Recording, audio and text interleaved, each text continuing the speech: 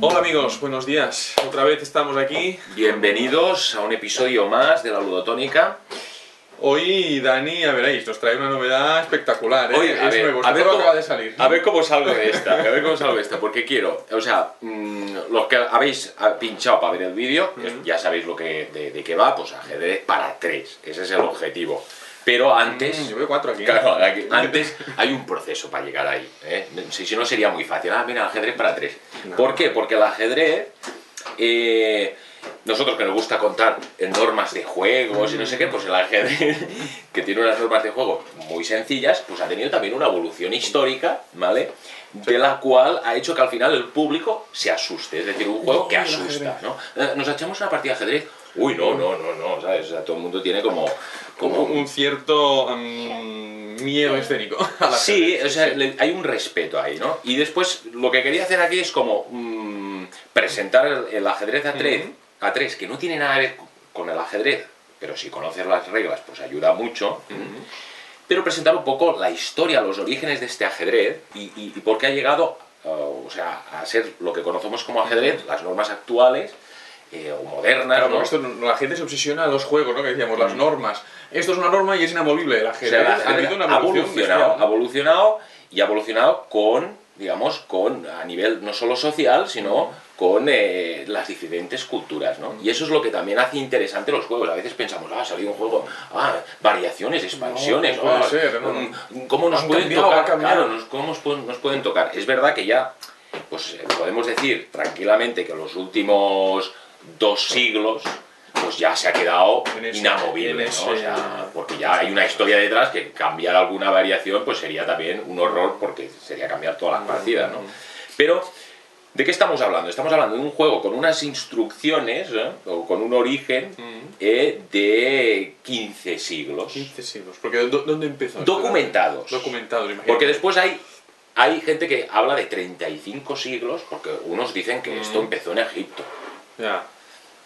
Pero lo primero documentado, ¿qué es? ¿India? ¿China? Lo primero documentado, ahora mismo hay conflictos en ese origen porque está entre la China y la India, ¿vale? Y los dos coinciden en el siglo III antes de Cristo, pues hay unos documentos, uno es el Mahabharata, que es ¿cómo se llama? Una leyenda épica, ¿no? Que ya sale hindú y tal, y ahí ya se menciona, no se menciona el ajedrez, sino se menciona se llama chaturanga. El chaturanga, ¿no? Chaturanga, que además el chaturanga significa... ¿Qué es esta configuración, no? Claro, los que hacen yoga también dirán, esto es una cosa de yoga. Vale, porque chaturanga significa 4 fuerzas, ¿no? Y hay un ejercicio que se llama chaturanga y son 4 fuerzas, ¿no? Y después, si os fijáis, era un juego de 4. O sea, jugaban 4, ¿no? Después, lo interesante del juego, y no se sabe mucho, todo esto es hipotético, ¿no? Es decir, eran 4 fuerzas, no saben si porque eran 4 jugadores, o sea, se llamaba chaturanga porque eran 4 jugadores, o porque se estaba jugando con las 4 fuerzas. Exacto, esto es lo que había. Yo tenía duda también, ¿no? Exacto, entre el chaturanga y hay otro que me parece que se llama el chaturangi, que era como 4 reyes, o sea, no estaba claro, ¿no? Si que era primero, si el chaturanga... Y además, el chaturanga. El origen también del ajedrez hindú se mezcla porque los hindús siempre utilizaban dados en sus juegos. Y después se supone que además había dados. Ya te digo que no se conoce mucho cómo se jugaba, ¿no? Hay teorías por internet, podéis buscar, y hay gente que intenta hasta jugar con esto, ¿no? Pero ¿qué teníamos? Teníamos la infantería, ¿no? Que serían pues los peones que se movían igual, ¿no? En la misma dirección. Teníamos la caballería, ¿no? Teníamos los carros, que aquí estos representarían barcos. Y no eran alfiles que viene de no, este era el elefante. Este es el elefante. La torre era el elefante. Aquí representa como la torre el elefante y este era el barco, ¿vale? Esto es más o menos, y bueno, el rey. He entendido que era el carro, la torre funcionaba como carro, y el alfil, que venía del alfil, que significaba esto, sí, el alfil significa el elefante en árabe, ¿no? Bueno, total, este es más o menos el origen incierto, porque, ya te digo, hay unas referencias ahí en el Mahabharata, pero también, paralelamente en la China, también hay, me parece que es en la región de Uzbekistán, o ¿cómo se llama? ¿Cómo le llaman? Uzbekistán. Uzbekistán. Es que todos que están de ahí, aquí tío. Aquí tampoco los que están ahí, yo creo que entre ellos tampoco se entienden. Madre mía. Bueno, disculpad por si hay alguno de origen de ahí y dirán, esto es de broma, ¿no? Bueno, total. Ellos dicen que es originario de ahí y de ahí pasó a Persia, ¿no? Sí. O sea, lo que sería la actual Irán, ¿no? Y en la India pasaría lo mismo.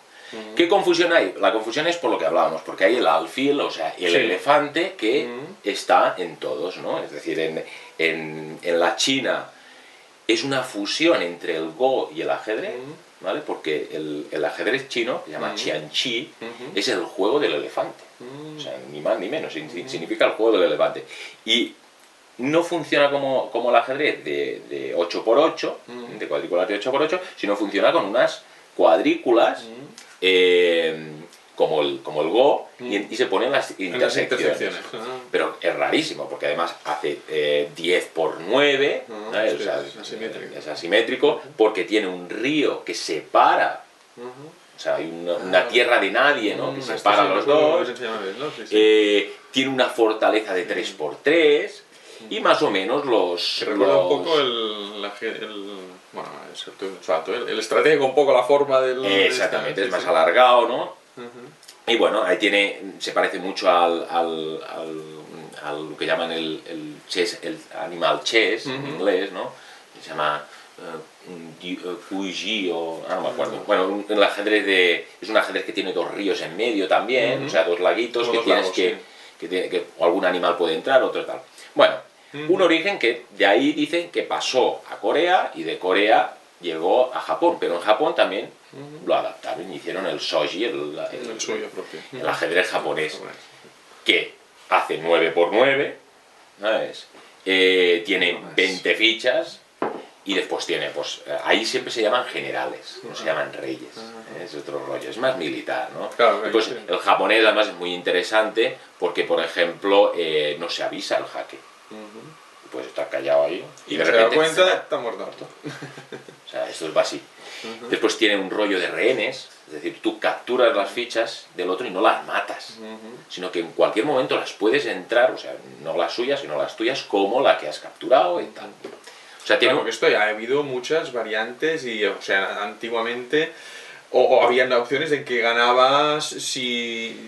Claro, lo que pasó... No habían enroques, no había cantidad de situaciones que había o sea, muchas situaciones de que el ajedrez moderno fue adaptando, ¿no? Ahora, por ejemplo, hablaremos de que con la llegada, por ejemplo, de los persas, ellos cogieron y lo que hicieron es convertirlo en una cosa de dos, es decir, simplemente movieron todo esto y hicieron, pues... uno contra el otro, pero los que de verdad, o sea, si alguien tiene el mérito aquí, son los árabes. Los árabes son los que cogieron esto en Persia y lo expandieron por toda Europa, ¿no? Estamos hablando esto del siglo X, siglo XI, ¿no? Y bueno, los árabes lo extendieron tal, lo que pasa que los árabes, pues, ha sido un juego también muy prohibido por las religiones, ¿no? O sea, los árabes... también han tenido problemas con... O sea, el judaísmo, el islamismo, el cristianismo, lo prohibieron, o sea, se está documentado también que en épocas del siglo XIV, XIII, o sea, estaba prohibido. Y los árabes lo aceptaron a cambio de alguna... modificación. No modificaciones, sino que no se podía blasfemar en las jugadas. Vale, ya temas prácticos. Ya. Esto sabía, o sea, está escrito como leyes, ¿no? O sea, si juegas al ajedrez, tú no puedes blasfemar. No podías imitar las figuras. O sea, bueno, claro, esto... como decir, mira, yo soy el rey, ¿sabes? O cosas así, ¿sabes? O ahora me convierto en un caballo. No se podía rolear, vaya. No se podía rolear. Con lo cual... ahí había como limitaciones. Y después ellos ya empezaron a catalogar el sistema de partidas y tal. Lo que pasa que después con la llegada o la intrusión en Europa, estamos hablando, por ejemplo, el más conocido es el de Alfonso X el Sabio. Él tiene pues tenía un equipo de escribanos que iban recopilando e hizo un libro, que me parece es el libro de ajedrez, dados y cartas o no sé. Recuperar los diferentes juegos que había en el... Él hizo una recopilación y tal, y cogió este ajedrez, digamos, de base árabe, ¿no? Que funcionaba de la siguiente manera. Era un juego que provocaba muchas tablas, que el rey acababa siempre como muy ahogado, ¿vale? Era un juego... o sea, el ahogo estaba permitido, no era... Claro, y era claro, porque había dos elementos importantes que es lo que marcarán el juego moderno, que es el rey, esto al juntarlo todo, como hablábamos, al juntarlo, claro, aparecerían dos reyes. Pues dijeron, no, este es el rey y este es el consejero, ¿vale? Que le llamaban alfers, era el consejero, ¿no? Era como y después, si el rey movía uno, pues el consejero movía, pero solo en diagonal. No había la reina, ¿no? Todavía no existía la reina. Era como un alfil un poco era más... un consejero. Después, el alfil, que era el que hablábamos del tal, también solo movía uno, pero podía saltar. Este era el que podía saltar, ¿no? Que también es muy raro que un elefante salte. A mí es una cosa que también me choca, ¿no? Es cierto. ¿Dónde has visto tú saltar? O sea, este movía uno, pero este sí que... Esta se expresa la reina, lo que no, sería el alfer se movía uno en diagonal, ¿no? En diagonal, pero solo uno, ¿eh? Uno. Y el otro, el alfil era como un alfil, pero... Y el alfil se movía también dos, ¿vale? Y podía mover así o saltar a alguien, ¿vale? O sea que... Después, claro, esto provocaba pues toda una, digamos, una idiosincrasia en el tablero de mucho ahogado, mucho tal. Pero bueno, ese fue más o menos tal. Lo que pasa que llegado, me parece que es como en el siglo XV, que ya aquí empieza, por eso hablamos de esos 15 años de historia bien documentada, ¿no?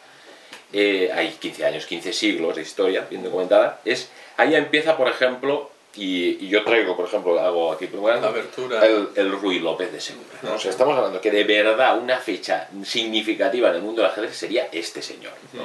Que cogió lo que se llamaba el ajedrez a la rabiosa.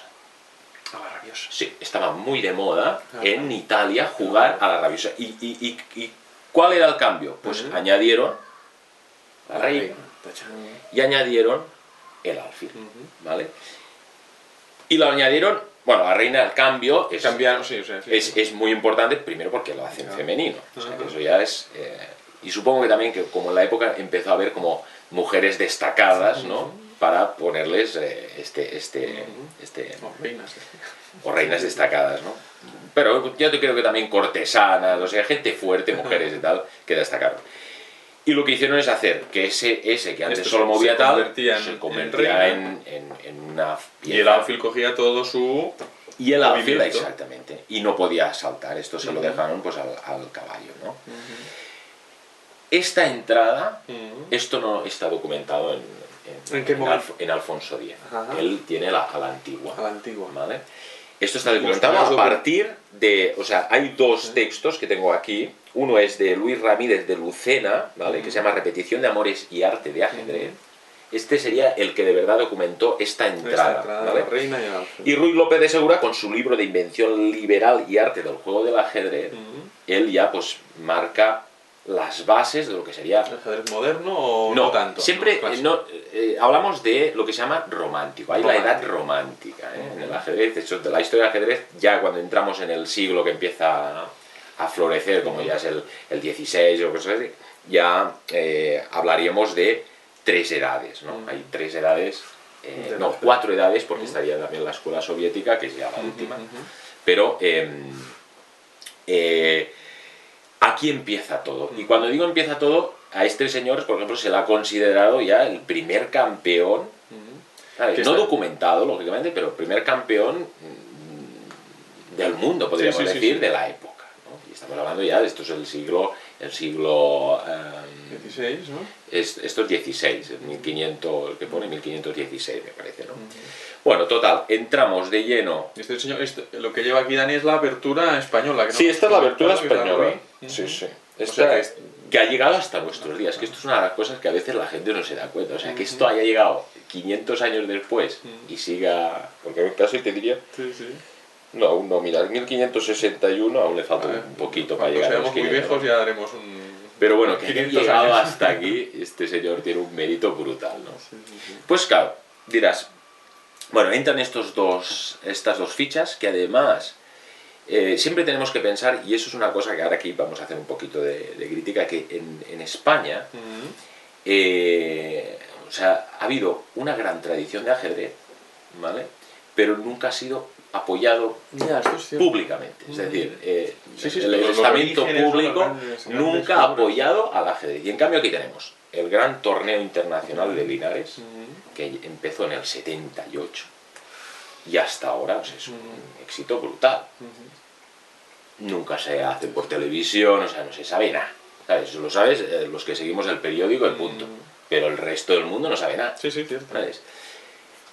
No hay un fomento en la escuela. Esto más barato que este juego, ¿sabes? O sea, nosotros que vendemos... No lo creas, aquí, en Mura, tiene asignatura de ajedrez, Claro, no, pero se tiene que fomentar. Yo no digo que no todos, o sea, está clarísimo que en Jaén, donde hay el gran torneo internacional de ajedrez, pues estoy seguro que las escuelas fomentan el ajedrez. O sea, esto está clarísimo que hay reductos, hay reductos como nosotros que contamos juegos, o sea, reductos hay, pero lo que es, como decir, ostras, aquí han pasado, claro, a nivel histórico, por ejemplo, una de las curiosidades también que traigo es que tú piensas que cuando salió la reina, esto que hablábamos de la reina, aquí hubo, en Valencia, hay un poema que se llama Escacs d'Amor, ¿vale? Que son tres poetas valencianos, que es el Bernat Fenollar, Francí de Castellví, Narcís Viñoles, que hablan alegóricamente de esta introducción de estas reglas, ¿vale?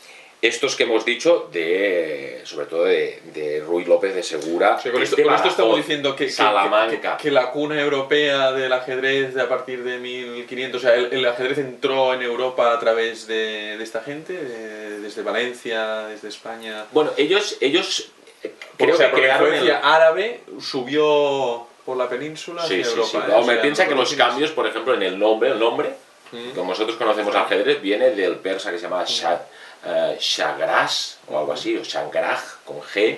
Después al llegar aquí se transformó en Al-Hadrat o Al-Hadrat, ¿no? Es decir, esos cambios han sido aquí en la península de lo que conocemos como ajedrez. Lógicamente después dices, como se expandió por Europa, no es que todo el mérito sea nuestro, sino que en el momento que se expandió hacia, por ejemplo, Francia, o se expandió hacia Alemania o a Italia, ¿no? Sobre todo, pues todas esas zonas así más de reinos importantes, o de imperios importantes, pues después ya tenemos el siguiente escalón, ya es Philidor, ¿no? O sea, que es en plena ilustración, ¿no?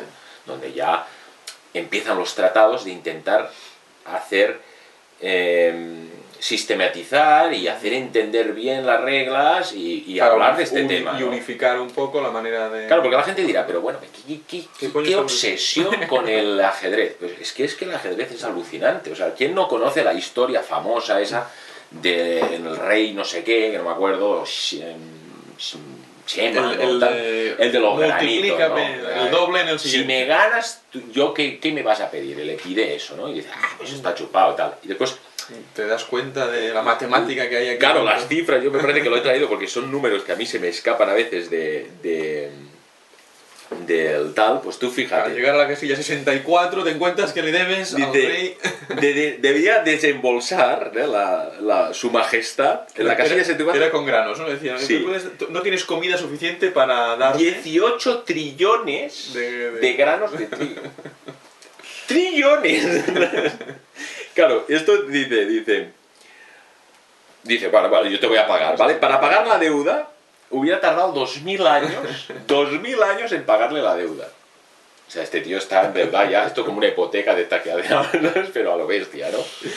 Y además, o sea, y esto, por ejemplo, habla uno que hablaremos de él, que es Leocho García, que pues, el mundo de ajedrez, pues todo el mundo lo conoce, dice, se hubiera necesitado 100.000 toneladas para transportar este trigo. 100.000 toneladas, ¿eh? Y nada más y nada menos que 3.689.344 barcos. Bueno, esto depende del barco.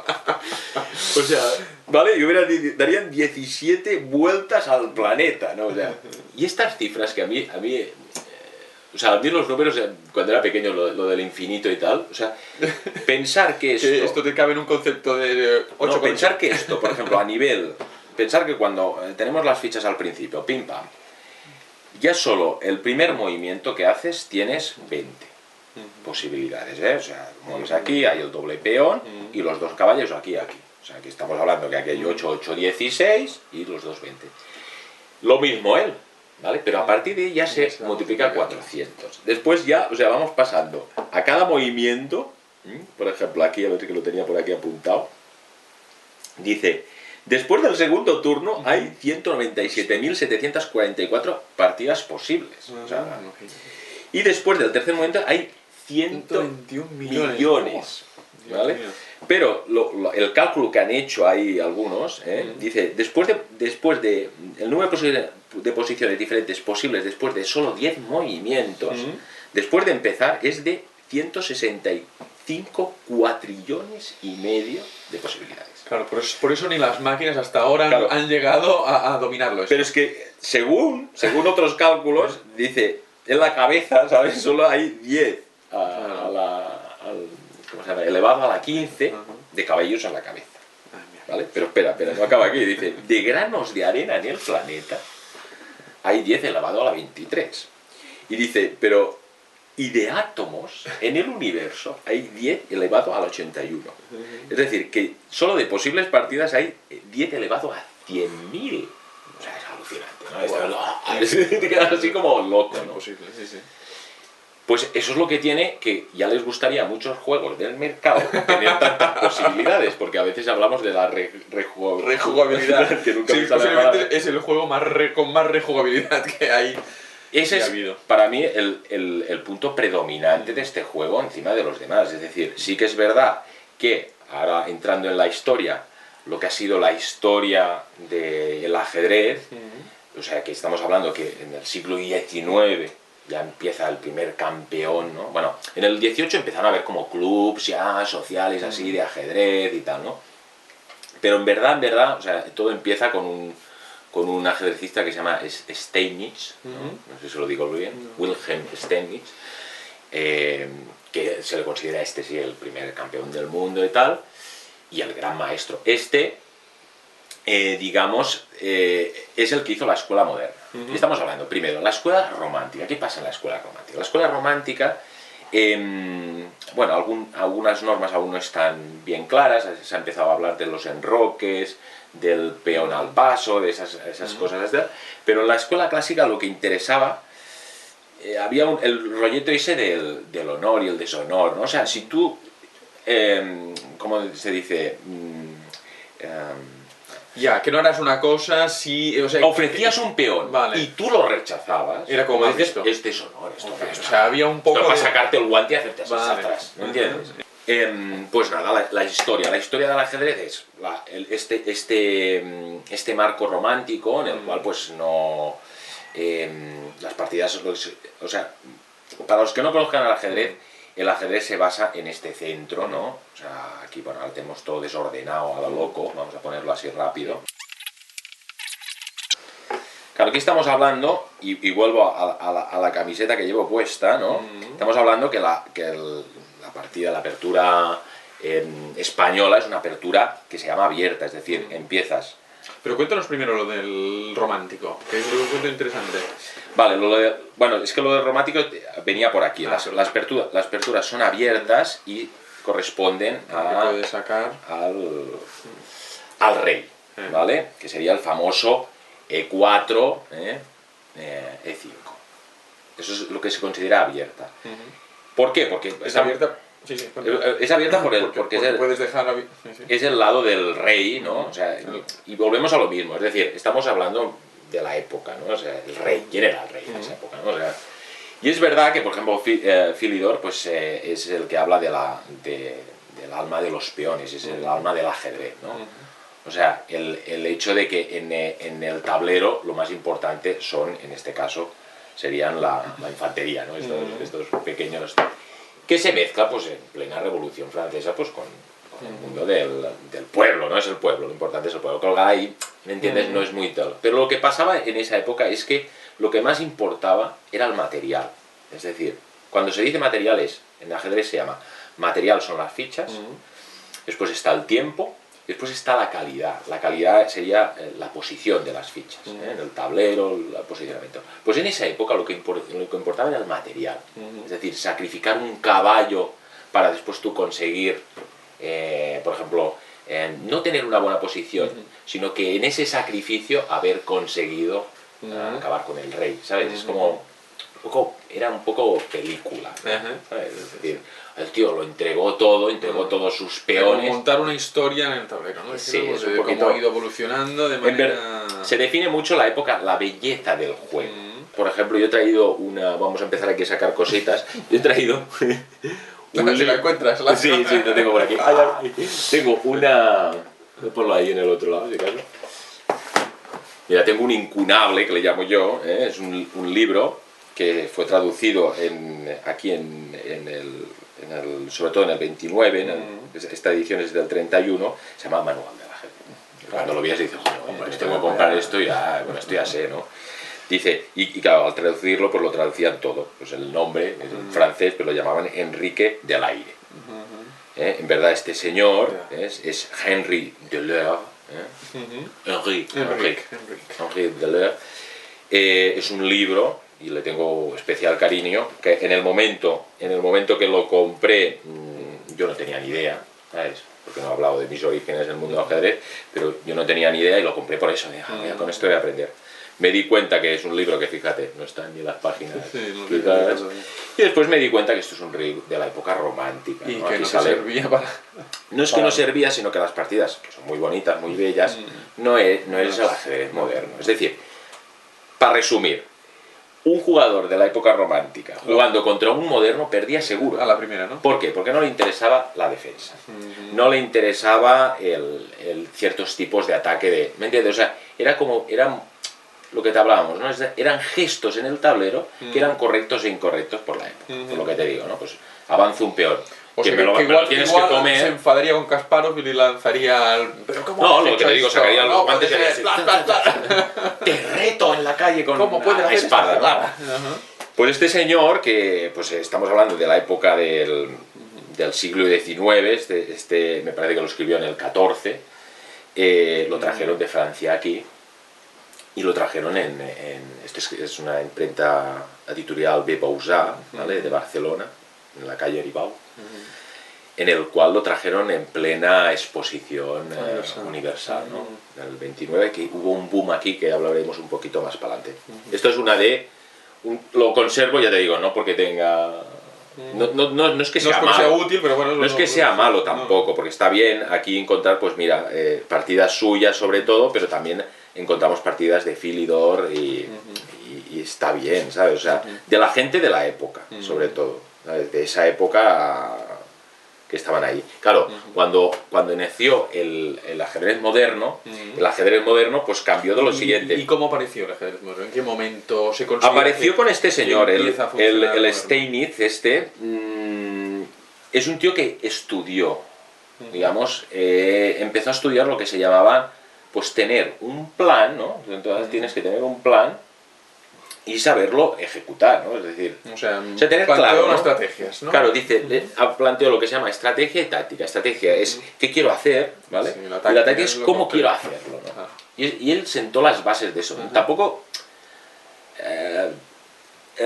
estaba un poco enquilosado, y ahora hablaremos por qué. Porque él empezó la teoría del centro, es decir, tú tenías que ocupar el centro y mantenerte ahí fuerte, ¿sabes? Porque en el centro del tablero del ajedrez pues es un... El espacio más importante, ¿no? Claro, es una posición que puedes cubrir casi, te diría, todos los alrededores, ¿no? Es como una circunferencia, ¿no?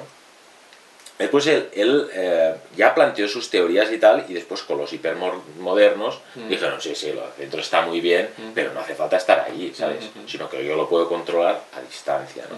Esa sería la escuela hipermoderna. ¿Qué planteó también? Pues planteó lo que se llaman aperturas. O sea, las cerradas, en el romántico no había el concepto de apertura ni abierta ni cerrada. O sea, habrían como... Bueno, habrían. La abertura española habrían encerrado. O sea, no, habían en abierta. La abierta es abierta. Perdona, sí. Es abierta. O sea, pero ellos lo tenían como concepto como tal, ¿o no? ¿Lo tenían como concepto como tal? ¿Hablaban de apertura? No estaba catalogado. A ver, y esto que te digo, yo creo que tenían nombres como Ya no me acuerdo, pero románticos, vaya, sí, la valiente, la decorosa, la imperiosa, ¿sabes? No, aquí, por ejemplo, pues sin darse cuenta, pues jugaban siempre de este lado del rey. Era como decir, la tradición es abrir así y se abría así. Hombre, el que abría, ya sabéis que hay algunos movimientos en el ajedrez que si lo haces la cagada, ¿no? Porque te matan ahí, te hacen el mate el loco o el del pastor y tal. Bueno, ellos cambiaron a lo que es más cerrado. ¿Qué se les criticaba a la moderna? Pues que era ya un juego muy soso, ¿sabes? Muy frío, ¿no? Muy científico, ¿no? Ya de empezar a pensar en... El cálculo, calcular... Sí, pero aún no era de posición, ¿eh? Era más de, pues eso, ¿no? De estar planeando algo, ya no tirar al azar. Y después, los que venían de la época romántica, si jugaban contra estos perdían seguro. Porque en la época romántica las aberturas estaban ya sí, habían aberturas, o sea, sí, también había el concepto de primero nos abrimos, colocamos posiciones y luego a ver qué. Hombre, pues la Ruiz López es la apertura española con 4.000 variaciones y tal, o las que haya, ¿no? Pero lo interesante, por ejemplo, de la moderna es, pues eso, ya la importancia de los alfiles sobre los caballos, el mundo la posición del, quiero decir, enfocarse en ese centro, ¿no? Es decir, ya saber ocupar y si no sabes, cuentan mucho que la historia del ajedrez sería la historia de uno personal, por ejemplo, cuando empieza a jugar al ajedrez. Tú empiezas jugando a saber cómo se mueven las fichas, sería época romántica. Bueno, ya has aprendido algunos truquitos de empezar, sería la época moderna. Dominas, ya eres hipermoderno y ya, pues, la última era, que es la era del nuevo dinamismo que le llaman, o la escuela soviética, que yo lo conozco más, o sea, lo he oído más, que ya eso ya es ese nivel que la gente a veces se piensa que es el ajedrez. El ajedrez tiene también sus capas de aprendizaje y de disfrute, ¿no? O sea, lo mismo, te puedes quedar en la época romántica y vivir una aventura en el tablero de lo que pasó, del intercambio que hubo, de ese enfrentamiento entre dos caballos, de esa lucha entre dos alfiles, o del alfil que dos alfiles acabaron con la reina, no sé, la historia que te dé la gana, vivir allí, y también la imaginación que tenga, ¿no? Porque hay gente que también tampoco se falta cada vez que muevas llegar aquí y hacer como Braveheart, ¿sabes? Llegar a gritarle al otro así a la cara, ¿no? ¿Cómo te voy a comer? Bueno, pues sería pues eso, el ajedrez como ciencia, ¿no? Eso sería la época del... Y ahí aparecen ya nombres interesantes, Lasker, aparece Capablanca, el cubano, tío, el que le llamaban la máquina del ajedrez, ¿sabes? Que fue pues, una especie como niño prodigio, ¿no? O sea, y que no entendieron muy bien cómo él llegó allí y cómo consiguió todo eso, pero fue una fuente de inspiración brutal. Sobre todo, a ver, siempre ahora hablamos de los niños prodigios, porque siempre hay niños prodigios que juegan al ajedrez o que de repente se le da muy bien las matemáticas, pues son juegos abstractos. O sea, no hay un niño prodigio que escriba bien un libro, ¿sabes? Pero aquí hay como dos vertientes, ¿no? O sea, la parte de jugadores con mucha memoria, que son capaces de memorizar las aberturas y saber cuál es la mejor, ¿no? Supongo. Y luego hay el jugador más intuitivo, más de a largo plazo, que es capaz de pensar cosas... Claro, ya en la actualidad, o sea, una persona que quiera dedicarse... Porque eso sigue siendo, aparte de saber la cantidad en la fase primera de aberturas, de saber cómo colocarte bien, el llegar a prever muchas tiradas, ¿de esto sigue siendo importante? Pues hay de todo, es decir, y es el punto donde quería llegar, ese duelo hombre-máquina, ¿no? Si comparáramos, por ejemplo, a una máquina en la cual puede prever, y ahora pues el hardware pues le da esas posibilidades, muchas más, le falta la intuición, es decir, no todo es simplemente saber ver qué posición tiene el débil, ¿sabes? Y de manera eso de defensa, la abstracta, y qué posición tienes tú fuerte de ataque, y tener la intuición de que él va a ir por ahí y tú vas a ir por ahí, ¿no? Y ese conocer a tu contrincante se hace mucho, se estudia mucho al que van a jugar, o sea, ¿Qué hace o sea, partidas que ha hecho, cómo juega, qué estrategias, y el otro se prepara una nueva para sorprenderle. O sea, es que es todo una intrigulis, ¿no? Pues, pero esto ya es grandes ligas, ¿no? Sí. Las ligas más de club, o las ligas, yo por ejemplo, mi historia personal en el mundo del ajedrez es, mi abuelo es el que me enseñó, y esto es lo que para mí me introdujo al mundo del juego. Es decir, yo estuve obsesionado con esto hasta el punto de decir, basta ya, tengo que vivir de otras cosas, ¿no? Tengo que ser persona también, ¿no?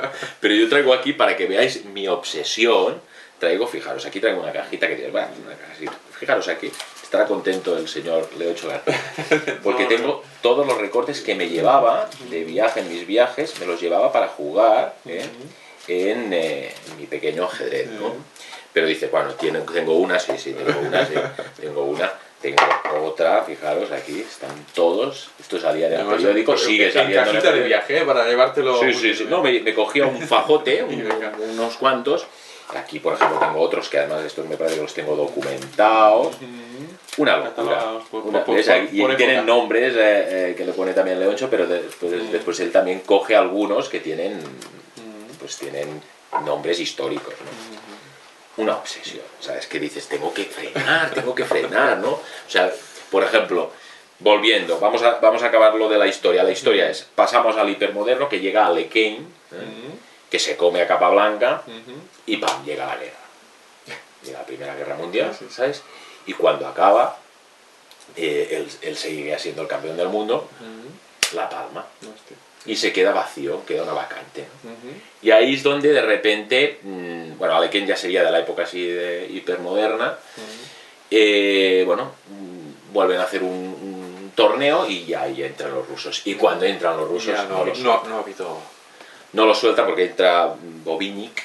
Yo todo esto lo digo y pues no, se dice así, Bobinnik, como se llame, pero con la entrada de este yo creo ¿Qué aportaron los rusos aquí? Los rusos, ¿por qué rompieron? Claro, los rusos aportan lo siguiente, es decir, la hipermoderna hablamos de que es cerrada, ¿vale? No hay que controlar, no hay que estar en el centro, sino que hay que controlar. Y empiezan en italiano se llaman fianchelos o fianchetos o como se llame, ¿no?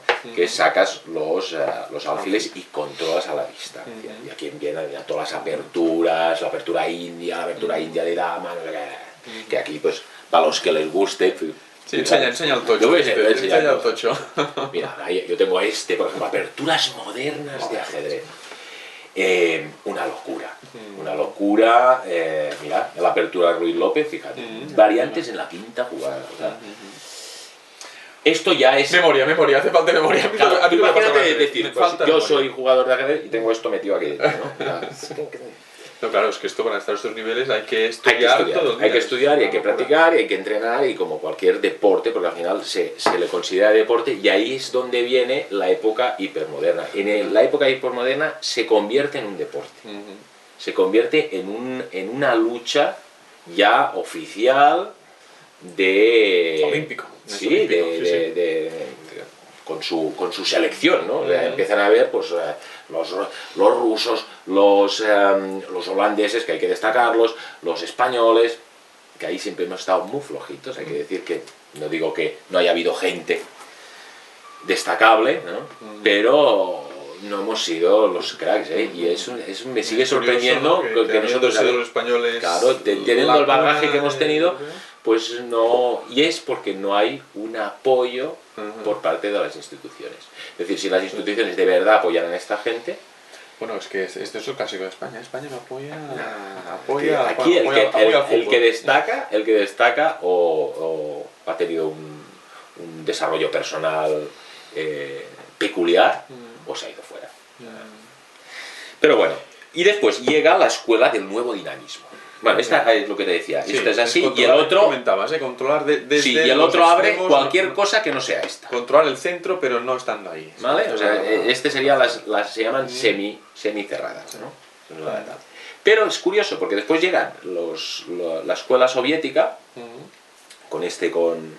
con Bobinich, que es el que educó a los que conocemos. Todo el mundo conoce a Karpov, todo el mundo conoce a Kasparov, ¿sabes? O sea, son nombres que tú dices, pues algo sé de ajedrez y dices, esto es el nombre, ¿no?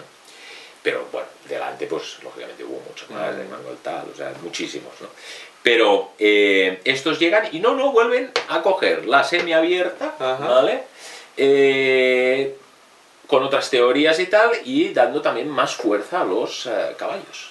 O sea, es como un giro ahí de un nuevo dinamismo que le llaman, y lógicamente preparación, conocer al contrincante, ¿qué tal? Y ahí ya se convierte en lo que llaman el ajedrez, ¿cómo le llaman ahí? A ver, lo tenía por aquí apuntado. ¿Vale? Eso es lo que se llama coordinación y perfección. Esto ya suena ya... Eso ya es alto nivel, ¿no? Porque claro, los que pues conocen al ajedrez y saben las escalas, pues claro, llegar a ser gran maestro no es fácil. Supongo. O sea, tiene que ser una de trabajo, pues como ser un gran tenista, ¿no? Sí, no. Hay un ranking ahí, tío, que tienes que luchar, ¿no? Contra ellos, y hay gente, pues lógicamente, preparadísima, buenísima, y después hay la gente que tiene la dote natural, que le llaman, ¿no? Es decir, con la llegada de los soviéticos, que lo cogen también como deporte nacional, ¿sabes? O sea, como una especie de utilizar el ajedrez para que el pueblo esté siempre entrenado en el mundo de lo que sería la estrategia y del posible ataque, ¿no? Es decir, estar mentes despiertas, porque bueno, podríamos hablar de las tengo aquí, he buscado también mogollón de estudios sobre el ajedrez, ¿no? Qué cosas aporta, y hay algunas que te quedas alucinado, ¿sabes? O sea, por ejemplo, una de las cosas que también dice del ajedrez es que ayuda a los que hacen ajedrez y los que no practican ajedrez. Los que hacen ajedrez aprenden a leer las intenciones de los otros. A leer de verdad, o sea, antes que los demás. Hostia. Y dirás, ¿qué tiene que ver esto pero con esto? Pero esto ya tiene que ser con un año, dicen aquí? 2 años, jugando las tácticas. No, o sea, los que juegan al ajedrez. O sea, es que volvemos a lo mismo. Jugar al ajedrez y dominar al ajedrez son dos cosas No, pero diferentes. ¿cómo puedes aprendes a jugar al ajedrez antes de leer? Es la idea. Mira, incrementa la capacidad lectora. Los chavales que participaron en el programa de ajedrez durante 2 años mejoraron de forma significativa su capacidad lectora y superaron la media nacional. Y dirás, ¿qué tiene que ver el ajedrez con lo lector? Y es porque hay muchas, por ejemplo, dicen, ejercita ambos.